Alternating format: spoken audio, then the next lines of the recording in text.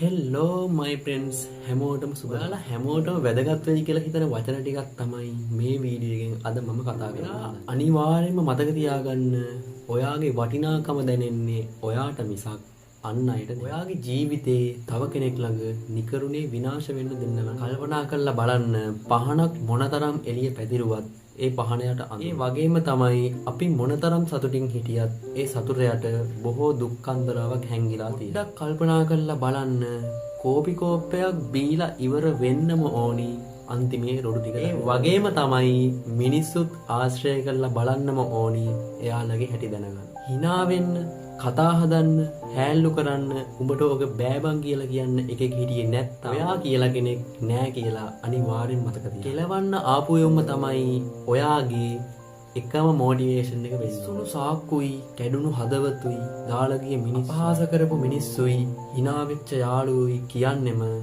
ජීවිතේට හොඳම පාඩම් කියලා